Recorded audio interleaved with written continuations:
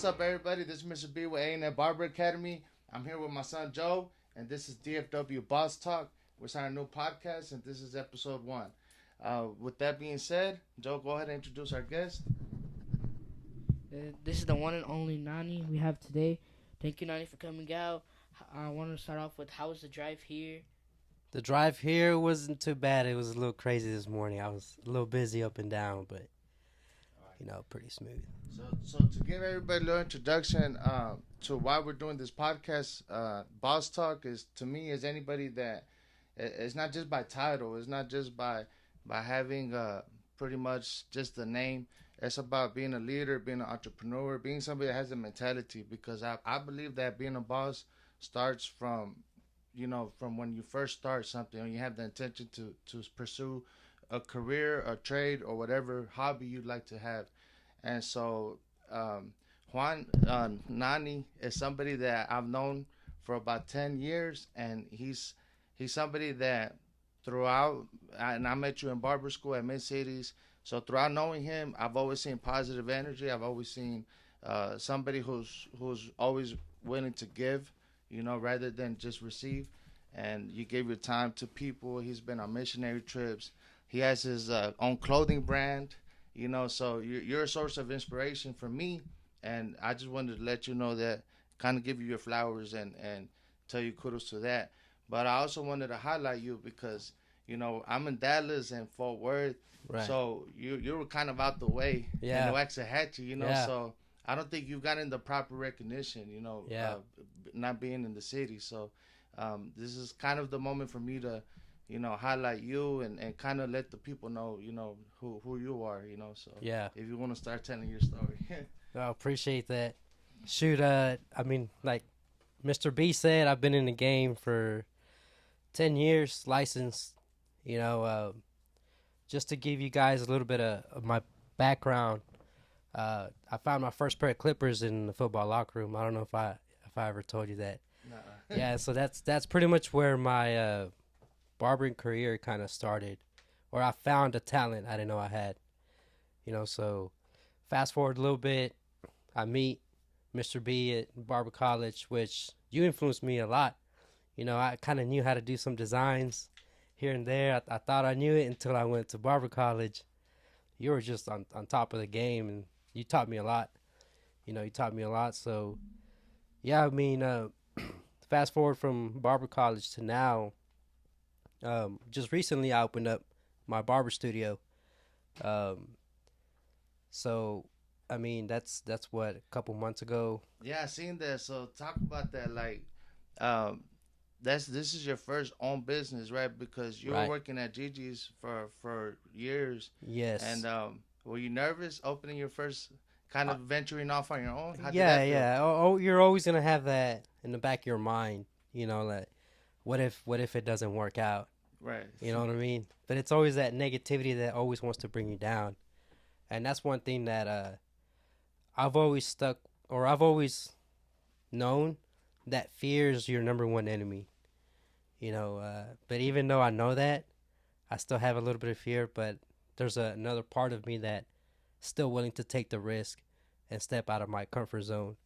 But yeah, like Mr. B was saying, I I, I was in this barbershop salon for like 9 years, 10 years, until I decided to open up my own finally. But sometimes you feel like the moment is not right.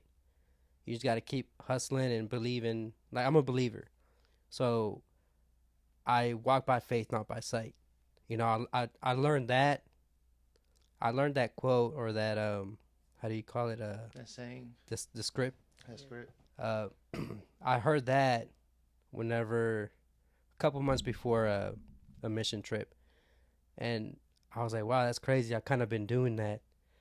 Just kind of taking a risk, not knowing where it's gonna lead me, but I just go for it. And then once I heard that, I was like, wow, that's crazy.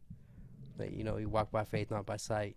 Yeah, well, if you want to talk about your missions, just let the people know on how it was to go on the mission. Yeah. So, the story behind the mission trip. So a couple months before, I was like, man, I've been blessed. I've been blessed. I've been with this talent, with clients and all that. And I had a feeling in me that I was like, I want to give back. I just don't know how. And I had a vision that I wanted to travel with my pair of clippers, but I didn't know who to hit up, or where to start. And then this guy sat in my chair. He happened to be a youth pastor. Sat in my chair, and we started talking.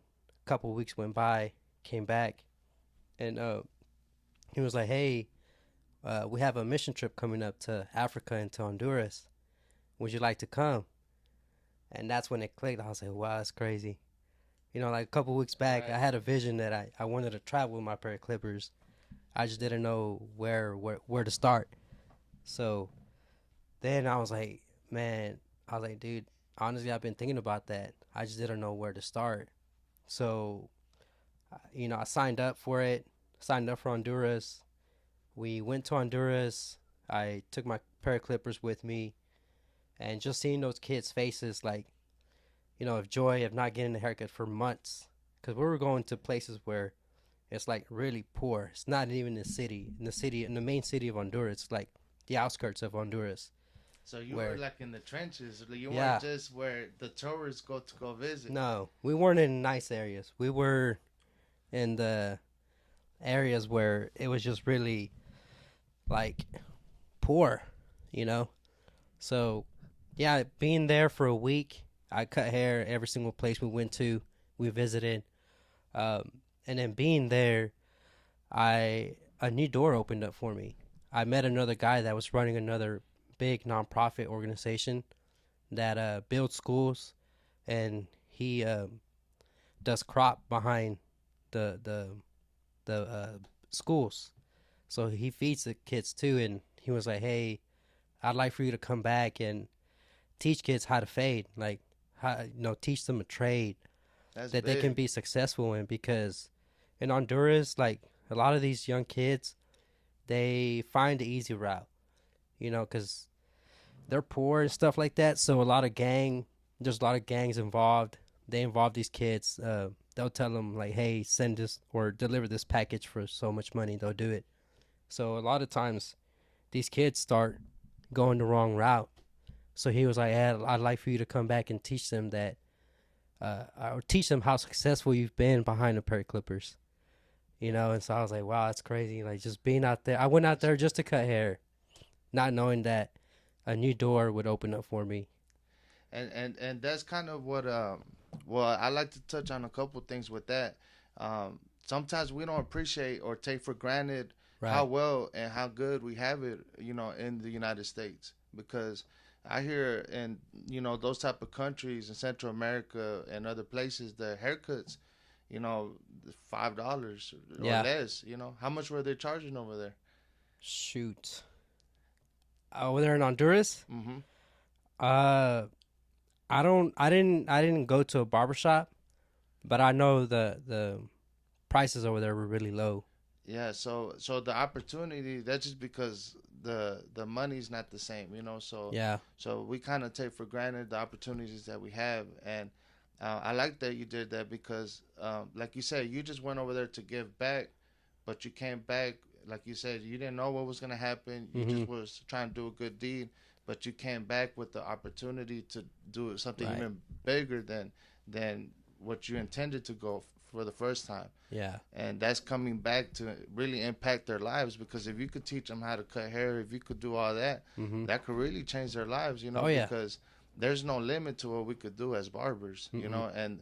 and look what it's done to me and to you. Now you're a business owner, I'm a business owner, and hopefully Joe will be a business owner in the Yeah. future. It looks like you have a good army behind you. Yeah, so that's the one thing. We don't do nothing by ourselves. So I know I have a partner, I have my children, and that's everybody. The world could see that. Right. Like, there's no way that I could do anything that I've accomplished by myself. And if it wasn't for the people that are with me, I wouldn't have what I have. But at the same time, I'm also a believer of God. I was raised in church. Mm-hmm. I went to the left, during my teenage years and my Yeah. rebellious years with my parents. But Thankfully, I'm coming back the right way, Yeah. and I just feel kind of like me and you are in sync with the way we think, and Mm-hmm. that's why we've been able to maintain a friendship over 10 years. Right. Because a lot of the barbers that we went to school together with, I see them. We're cool from a distance, but you're one of the few ones that actually reach out and hey, how you doing? Every few months. It don't have to Right. be every day, but and I also see your posts and things, and Mm-hmm. and I'm excited to see the growth. And I also wanted to ask you about you got your clothing brand. Your clothing Yes. brand is yeah, can you explain SLMV? SLMV, abbreviation for self motivated. So a little bit of story behind this brand. I've always been like into fashion. I've always seen different brands, what they stand for and whatnot. So this happened at the gym. I would see people wearing different stuff on their shirts, and sometimes I would be like, "What does that mean?" Well, I got inspired by that, and I was like, I feel like I should slap something on a T-shirt that relates to me. And self motivated came up. And from there I just cut it down, and yeah, so it started off as more of a fitness brand, but then I slowly realized that not only have I been self motivated in the fitness, but throughout my barber career.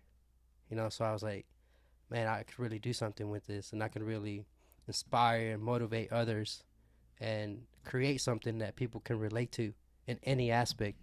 So I decided to just keep it simple. But yeah, I started it back in 2017 with just a T-shirt and hats, and now I'm manufacturing shorts, just different kind of apparel, dropping different collections. So now I'm also partnering with teams. So my goal with this is to like pretty much help different teams from sports to have different apparel for different people, kind of like Nike, Adidas. You know what I mean? There you go. That's kind of like my vision right there. That's cool, man. Yeah, We all start somewhere, so sky's the limit. So hopefully you do accomplish that. yeah. Because I see you. I've been seeing you for years grinding, and I'm glad that you're starting to climb up the ranks. Thanks. The talk to because as you know we own A&M Barber Academy, and a lot of our students kind of you know some just seem like they know what they're doing, and they're like this, one after another haircut. They're motivated. They're posting, and then some other students kind of they seem a little lost or a little intimidated Right. by the success of someone else. So kind of speak to because we went to barber school together. Like you said, you thought you knew designs, and then you seen other people that were a little bit more advanced. Yeah. What advice do you have for students that are coming in the game as a veteran now that you are? Mhm. Honestly, one of my biggest advice is just consistency. Consistency. I mean, if you see others doing better than you, uh, don't hate on them. If anything, get that as motivation and like inspiration. Like you were one of the guys that inspired me, and a few other people too. I looked up to. I was like, dang, like that just kind of took me to like, man, I gotta step it up to another level. But I saw the consistency in you guys, so I knew that consistency was a big thing. Not everyone picks up things right away. Sometimes it takes time. With everything, it's just like a baby. Baby doesn't start running right away, right? Yeah, you They gotta kind of crawl before you walk. steps. Yeah. Yeah. So I mean, my advice to these generations coming up that are getting their barber license is just stay consistent, man. Even though I was good and talented, whenever I got out of barber college, I was seeing others that were booked already, and I was like, man, how do they stay booked? And I noticed that they were at the shop consistent every single day from open to close. Talking to people and just being there 24/7. So I was like, it takes sacrifice. It takes Yeah. a lot of sacrifice. It definitely does. One of the things I've never been the best at anything, and it's a hard pill to swallow. Even at haircutting, I've never been the best at anything, but I've worked the hardest and I tried to be the best that I could be. So I never try to compete with nobody. One of the things I learned not to have other barbers' names in my mouth because that happens a lot in the barber Yeah. industry. You know, people to get to Oh yeah. gossiping and stuff. So I stay in my own lane, and I'll just work hard and try to improve, uh, be better than I was yesterday. So that's one of the things that I kind of focused on. But like you said, don't be distracted. While I had friends that in our youth were going to the clubs and buying drip and Right. jewelry and doing this and that, I was work, work, work, Mm-hmm. and I've always kind of lived a humble life. I didn't have the designer clothes, I didn't have the jewelry, I didn't have all that. I kind of put all of my emphasis on barbering and taking care of my responsibilities, which Yeah. is my children, and that's kind of where I'm at now, and I like it because those people that were having and living it up and having play time during their youth, they're now having to do double time the work. Yeah. And now I kind of get to take my foot off the gas a little bit and just kind of just Right. chill, and have a little bit more fun. I don't have to go to work every day, but the businesses they still run themselves like Mm-hmm. they're still open, So that's kind of my advice for the younger crowd is like don't follow just the hype or the trends. If your friends tell you, "Hey, let's go out on a Friday night," but you got to work on Saturday morning, those are decisions. Yeah. So everybody, at the end of the day, the way they live and the results that they have in their life is Mm-hmm. based on the decisions that they make. Right. So that's the advice I have, and I try to instill that into my kids. Yeah. No, that's true. That's really true. Cause I mean, I was even in that a little bit. Even though I was taking care of business, Friday night would come. I would go out, and there'd be a few times that I would show up late to my appointments the next day. And I probably did lose a little bit of clients throughout that phase. I think all, I think all of us barbers have that moment where we double Yeah. book clients or, Yeah. or we're running late to our appointments. Yeah. But it's about kind of recognizing that and fixing it. Right. Yeah. Yeah. As soon as you can. 100%. Don't let it drag out or become like a huge problem. Right. Yeah. No, that's 100% right there. Um, I did notice that. So, like you said, I slowly started addressing it, and now I'm to the point where I don't go out Friday nights. Yeah. I have a question for you, Nani. What do you think outweighs the other? This is an age-old question: talent or work ethic, or do you I need a little believe bit of work both? ethic. Work ethic. I believe And work can you ethic. explain? I mean, I've seen a lot of people with talent, and then I've seen a lot of people with work ethic, and different fields in different areas, and work ethic is always the one that surpasses everything. You can have talent, but if you don't have the work ethic, if you don't have the discipline, the consistency of working, it's gonna fall off. You're gonna fall off. But yeah, so I say work ethic is the number one thing, and I've seen that with my parents. Growing up, they were my biggest inspiration. Till the moment, they still are. I see them working and working and working, and that says a lot to me. And then just Mm. being in the game for these past few years, talking to different barbers, entrepreneurs, business owners, work ethic is the number one thing. Yeah, that was some good advice because if you don't go chase it, someone else will, and they'll surpass you. Yeah, you're right. That's true. So talk about just in general clientele building. In this day and age, I feel like our era back in the 2010s and up and early 2010s, I felt like our design game, like if you could just do a little squiggle, a little a little maze, Right. like you was booming. Oh, like Yeah. you'd have them back to back, Yeah. and the quality has improved so drastically in the blend game and the texture and the shear work and all that these guys are talking about they're booked up and they only have like 8 haircuts in the day. because you got to take your time. You can't just rush these haircuts anymore. Yeah. So I remember when I first started, we would do 20 to Oh, 30 haircuts in a easily day. 20 haircuts a day. So we do like 100 haircuts a week, Mm-hmm. and we just one after another, 10, 15 minutes in out, in out, in out, and they liked it, and it was good quality for that era. But I feel like, and I'm not gonna be no old school hater, because Right. that's what happens. Like, oh, yeah, back in my day, I don't Yeah. want to do that to the young crowd, but I like what I'm seeing from this new generation. I feel Mhm. like they're cutting really good, and they're just really killing the game. And I like where the barber industry is going. What do you think about where it's going, where it's heading? Honestly, I've seen a big change in the last 4 or 5 years.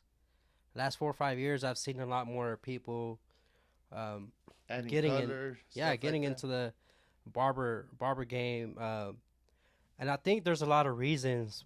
One of them, us Hispanics, Latinos.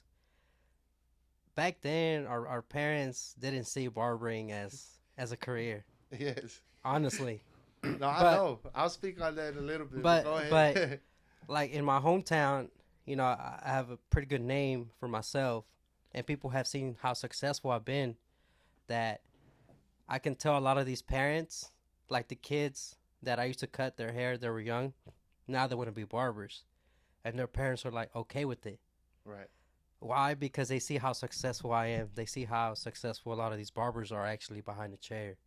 Yep. And And that's a good thing. And we're kind of the first ones to kind of put that, because I remember growing up, um, there was no barbers. Like, I would go to a salon for $8 haircuts, and they'd just do a simple, $5 Wednesdays. Oh, you remember those specials? The Oh yeah. $5 Wednesdays. Uh huh. Do a little two all around, no edge up, no, just looking crazy, and I get roasted by my sons a lot. Joe, like, man, Dad, your haircuts were out of there. Like, I look better than you. I'm like, yeah, because your dad's a barber. I Yeah. had to sacrifice Yeah. for you to Oh for yeah. you to look good, right, Joe? Yeah, well, the haircuts have changed a lot. So have the prices. The prices have changed a lot. Um, I'm still thinking about how you're saying that y'all had like 20 haircuts a day. That's really crazy.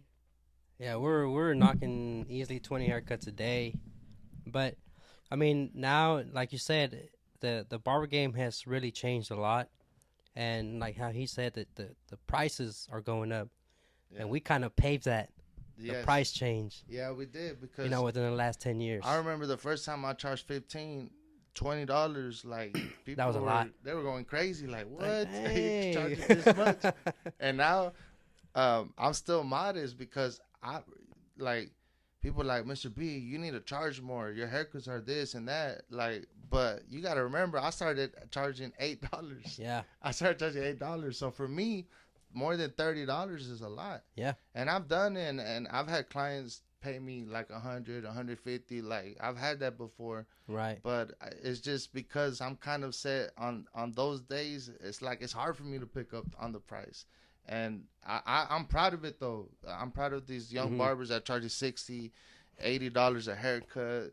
Some charging $100 house calls. Right. I tell these guys, like, man, y'all, there is no limit. You set Mhm. the limit. You set the standard. And at the end of the day, there's errors for a reason. Like, you're gonna have, with time, everything gets better. Yeah, The iPhone 1, the iPhone 2, 3, and 4, you can't Right. compare it to the iPhone 13. right. It's not the same. There's a big difference, Mhm. So it's a slow change, but if you look at it in like 5, 10 year increments, you see that it evolves and it's become way better. Yeah, We're making more money. We're doing way better haircuts. But like you said, the main thing is consistency. Mhm. So you could dish out a blurry blend one day, but if you're coming late to the shop or you're leaving early because it's slow, if it's not gonna happen for you. You're not gonna build your clientele. You Right. got to go to work every day, even on the slow days, because how many times have you had the days where nothing came in, but you stayed to the closing time, and in the last 10 minutes, 6 customers came in? Right. Has that ever happened for you? Yeah, it has. It has. Or even taking that one customer at the end of the day, it adds up. At the end of the week, at the end of the month, it'll add up, even if it's just that one customer. Yeah. Yeah, I've seen that change too myself. Like I started off doing walk-ins back then, and then slowly I started doing appointments little by little, and but that was because of my consistency. That was because I was there Yeah. every day, from You started open to building up your close. clientele. Right. Yeah. Yeah. So now I'm to the point where I'm just booked. I don't have time for walk-ins. But don't get me wrong. If a walk-in would come in and I had another 15 minutes spare time, depending on what kind of haircut they were getting, I'll get them in. I'm that person that will still get them in no matter what. Yeah. Well, Nani, I see you have a little bit of muscle on you. You want to share your secrets? Muscle milk. No, that's I seen the pictures, fitness. Juan. You've been Fitness, working out. fitness. Kind of took a. I kind of started taking it serious again. Cause back in high school, I was into football, soccer, track. So I was a big sports guy. Uh, but after going into barber college, I got kind of lazy. Started eating whatever that 7-Eleven, that 7-Eleven down. Yep, Oh, yeah, specials, everything kind of took me out of shape for a while, and then just one day I just like, you know what, I need to make a change. I need to make a change. So I started getting back into the gym, and it's been about 5 years now that I'm consistent with fitness. But the thing I like about fitness is that it helps you stay consistent. You know, helps you stay disciplined, and it's really good for your mind. It's kind of like mind therapy in a way. And I feel like ever since I took it serious, it's helped me in my personal life, in my everything, and everything in general. So now I got into competitions. I've been doing endurance competitions for the past 4 years or so. So I like that. I like stepping out of my comfort zone. So that really has helped me out a lot. You know. Well, can you explain what the endurance competitions are? Yeah. So the endurance competitions that I do is it's under CG Games. So you try out in the summer. It's like hundreds of athletes trying out. It involves running, tossing stuff around, carrying stuff, weights, all kind of stuff. So you have the tryouts in the summer.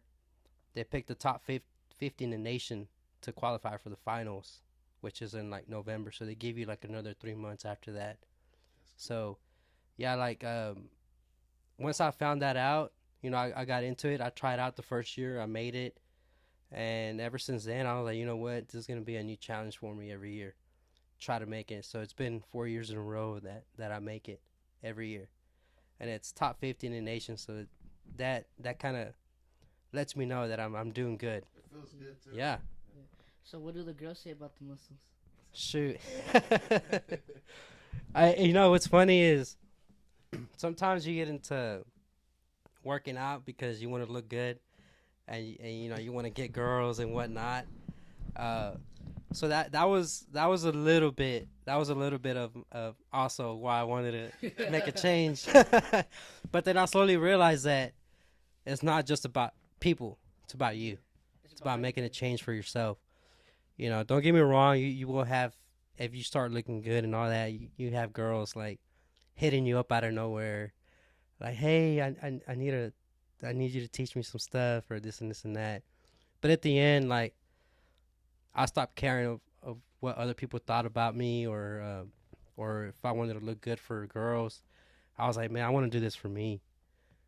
So yeah, in the beginning it was a little bit of motivation for the girls, but ever since then, like, it's just been about me and growing and motivating others to, like, take fitness into part of their healthy lifestyle. Now I even got my parents on treadmills and eating healthier and whatnot because my dad's diabetic, so I want him to live longer. So that I really want to inspire them. Yeah, so I like that, and that's also part of the reason why I'm doing this podcast with my son Joe, because um, we don't see a lot of Latinos like doing stuff like this, or we don't really. I don't feel like we have a voice out there, Right. and a lot of times, like if we don't use our voice, then we get muted and we get looked over and we get stepped on, and that's kind of why I want to show my sons that a Latino can show another Latino love, and appreciation Right. and respect and admiration because sometimes I feel like we're crabs in a barrel, you know. Mhm. And a lot of people like let's say, oh, look at him, who does he think he is now? Look, he's over here doing this now. Yeah. Oh, he's this now. Like as soon as somebody starts to get a little bit of success, sometimes it's like they want to bring his past too into Yeah. it. Like, oh well, I remember back then he used to do this or Yeah. that, and the third he ain't who he say he is. Like, and it's so quick. Like we do it to ourselves, try to diminish someone else's success, Yeah. and I want to show my sons like and kind of break that like look, if somebody else is winning, give them their kudos, you know, and you don't have to compare yourself to that person, but you can learn from that person, you know. Mhm. And everybody has their flaws, but everybody also has something good about them, you know. Right. Like nobody's perfect. I'm not perfect. I make a lot of mistakes, and I try to learn from it, Mhm. and that's all we can do. Be the best person. Be better today than we were yesterday, you know. And Right. that's one step at a time. So the podcast for me is more so for myself. I don't care about the likes, the views, the Right. money, none of that.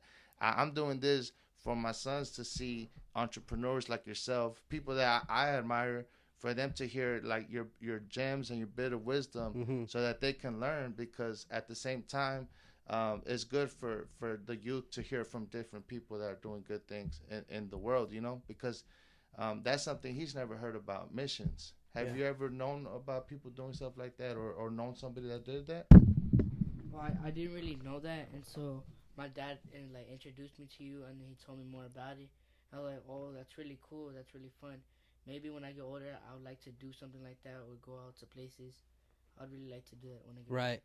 Yeah, and see that's also one thing that came in my mind. I was like, well, if I'm doing this, I imagine how many other people would like to join my journey later on, you Yeah. know, to Yeah, because that's exciting. Like I didn't even know that was possible to go to a different country and where you see people that look like yourself but in a worse situation yeah. financially. Like you said, I didn't know that these are kids that don't have an option and have to do what they have to do to kind of survive Yeah. and go the wrong path Mhm. because that's the environment they're growing in, and that's tough, you know. So for like I told you when I was cutting your hair, like man, next time you do something like that, let me know. Like Yeah. I would love to do something like that, you know. And thank you for sharing that with me. Um, like I'm happy you're here, Nani.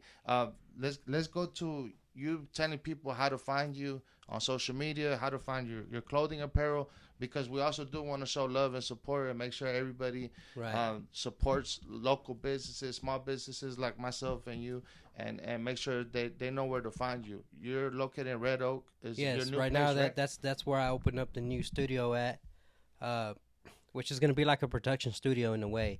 You know, it's funny how Congratulations. I'm sorry. Congratulations. Thank you.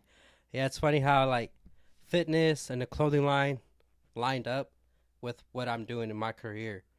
You know, yeah, in this fitness, well, in the studio, I'm gonna have a hair studio. I'm gonna have backdrops to do photo shoots and all that for my clothing brand.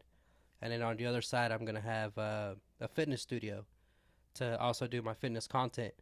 But at the same time, you know, it's gonna be available for other people to also shoot content if they need to and stuff like that, or barbers if they want a cool place to shoot content at. They can go there anytime they want and shoot content. But yeah, it's located in Red Oak. Um, and then I'm under NaniCutsOfficial.com, which I'm sure you guys will probably put it in the screen or something. Yeah, we'll edit. Yeah, we'll edit it and make sure we get proper credits and so people can know where to follow Hmm. you. Thank you for coming out. I appreciate you coming out and giving us your time. You want to say something? Yeah. Well, thank you for coming out. It was a nice time meeting you. Um, nice meeting you. Yeah. I'd love for you to come out another time and we'll really talk. Well, y'all go check him out. Y'all go check out his stuff. Um, Yeah, he's a real nice yeah. person. Everything is under my my Instagram. I got my link tree on there, so my YouTube channel's there. The self motive, even how to book an appointment with me, nanicuts.com. It's all under link tree. all under my Instagram. How important is it to have something like that, like something that people can click? Because a lot of people have Instagram, but they don't have where they can book or something. People look for that, right? So, Yeah, so that's how did you get into doing something like that? Because I did check it out, and you have your where you could do your appointments, or if people are interested in your clothing apparel right, or the other stuff, right. they can No, do that. that's super important to have, honestly.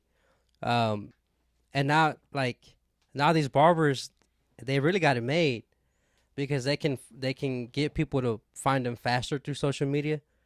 Back then, we didn't really have social media Nah, like it was that. referrals and word of mouth, Referrals, yeah, passing out cards yeah. all I day. mean, I remember IG was up, and I would post my stuff, but I was only getting like 2-3 likes. You know what I mean? Yeah. And not a lot of people were up to date with smartphones and all that. Now you see all kinds of ages having smartphones and up to date. So I feel like having a social media platform with all your stuff in there is really important. I use Linktree because that's one of the platforms that allows you to put everything under one, and people can just find everything on there. Yeah. Yeah, I remember when we first started, and I tell people on Instagram, book on there, and they're like, "Man, just call me, give me your Yeah. number." Like, especially the older people, like Right. they weren't hip to social media. But it's crazy how many social medias are coming out with now. Just when Yeah. I got used to Instagram off of Facebook, Right. uh, it made me laugh because this is how you know you're getting old. I was saying to my daughter, "Hey, Mija, add me on Facebook," and she was like, "Facebook? That's for old people." I was like, "What?" I like, man, this is for old people now. So, all right, let me get on Instagram. Let me get on Yeah. that wave. And as soon as I kind of got comfortable with it, now the students and my kids talking about TikTok. I'm Yeah. like, what? Like, Yeah. now I gotta jump to something else. It's like, man, it's just Yeah. it's a little hectic, but you got to figure it out. Yeah. It's good to have all social media platforms because you'll find different people, or people will find you in different ways. I've had people randomly see my TikTok stuff. And even though I don't post much, but they've seen my stuff and they'll book with me or something. But I still feel like word of mouth is still good. Yeah. Like I get a lot of clients that come in, new clients, and I'm like, hey, how'd you find me? They're like, oh, well, I saw so and so with the haircut, and I asked them, so I honestly feel like it's gonna get a point in time where you kind of got to revert back to it. It's just like haircutting. Back in my era, everybody's short. That's what I'm used to and still rocking today. Just a short taper fade with the two on top. right, And now they're getting the long hair on top with the crop tops, the Edgar cuts, all those things, and it's coming back in style with the longer hair on top. Uh, the so mullets, so I feel like with the social media, it's a good tool, but right, it's not the end all be all. yeah, Like I know to this day a barber that isn't on social media, yeah, and he's booked up. yeah, So it's not impossible to make it without social media. So that's one of the main things I want to get across, because sometimes the younger generation listens to people that they have like to their minds. Oh well, if they don't have a 20,000 followers or more, like their voice, like I hmm shouldn't listen to them. right, But that's not the case. Like you're a business owner in real life. hmm That's another thing I want to talk about. Like the things that we put on social media is our highlight reels, right. right? Sometimes it's not as it seems it is. They don't see the behind the scenes. Exactly. Our cameraman, we're looking over there at Jonathan, right? They don't know the behind the scenes work. Yeah. Getting everything ready. Yeah. Like we make it look good, and we make it look fun to be a barber, but that's kind of like a shell shock. And Yeah. and I seen it firsthand. Like for us as barber students, how many from our class is still cutting hair today? Shoot, quite a bit. Maybe like 50%. But not all of them. Yeah, Like half dropped. About or didn't make 50%. it. Yeah, Yeah. 50%. So half are gonna make it, half are not. So one of the things I like to do is keep it real with our students. Like, you know what? Right. You get out what you put in. At the end of the day, like you have to grind. Yeah. And listen to the people that really want to help you. Mhm. It doesn't have to be somebody that's famous or celebrity barber or celebrity Right. this or that. My biggest source of inspiration was my father and my mom, and nobody knows who they are. Mhm. I mean, other than the people that they grew up with or Right. they went to church with. but as far as social media presence and stuff like that, but they were the ones that instilled the morals and values that I carry to this day. Mm-hmm. So, and look how that's worked out for me. You Yeah. know, I'm a successful business owner. And the same thing, I wanted to ask you, who was your biggest inspiration? Like, who's the person you looked up to the most and kind of helped you become who you are today? Honestly, I'm in the same route as you. My parents, because my parents were illegal immigrants that came to this country, and I just saw them work their butt off. Working minimum wage jobs, trying to provide for me. Give me what I could, what they could, and now I'm returning that favor for them. I'm letting them know that their struggles was worth it coming to this country, and that they did good. That they did good, and now it's my turn to take over the torch and you know let them know that it was worth it, and I'm being successful behind the pair of clippers. Yeah. Well, I have a question of the day. What do you feel about the Edgar cuts? Because I know a lot of barbers don't really like them. I mean, I'm really not picky when it comes to haircuts or haircut styles. That's just a trend at the moment. I don't have nothing against I it. think you've been doing it long enough to know that trends come and go. Right. Yeah. And Because I was kind of in style back then, right. a little bit, or you have other styles, but Remember the booty fade? the booty fade, yeah, no one has brought that back. I've been trying to bring that back, man. I've been trying to influence or ask some customers they want to get the booty fade and bring it back. Yes. But yeah, the Ready for Edgar the booty haircut, fade? Edgar haircut, I have nothing against it. It's just a trend at the moment. That's good. But again, like I said, Nani, we'd like to have you back again sometime in the future. This is our first podcast, so bear with us. We're still working the kinks out, Oh no, yeah. but you I know me, appreciate you guys. I'm a risk taker, so Yep. I don't know. Nobody gives me a manual how to do these things, but I just put myself out there. You've always been like that ever since barber college days. I Right. remember. I remember them days, bro. Like you came up a long way. Yeah. You came up a long way, man. I had to. I had a lot of kids, so I got to provide, and that's what I do it for. And I try to instill something too. Another thing is, I always try to have them with me so they can see how it's done. Cause anything could happen to us. Like we live in a world now, gun violence, all these things Yeah. happening in the world. Car accidents every day. You never know. Like life isn't promised. Mm-hmm. So one thing is I try to teach them and show them and bring them with me when I work, because if they know how to do what I do or do it better, then I know when I'm gone that they can take this to another level and Right. maintain it. Because I've seen time and time again before, and I've seen it. Barbershop owners pass away or something happens here in the city, and they start a GoFundMe page. They get a little $10,000, but that's gone. Yeah. That's gone in 2 months. The shop is gone, stuff like that. So I want this legacy to continue, Right. and kind of teach them firsthand, like let them see like this is what it takes. Yeah. Because like you said, they don't see the hard stuff. Like Mm-mm. these kids have been with me. Like if it wasn't from my family, they've been with me when we had to break concrete because the pipe and the plumbing was messed up, and that's all night. We're doing that till like 3-4 in the morning. Yeah. Those are things people don't see. Like we struggle to put floor. We struggle to put epoxy on the floor, do Yeah. all that. So you kind of seeing that too with you Mhm. opening your shop, right? To Yeah. talk about the struggles and the things that people don't really see.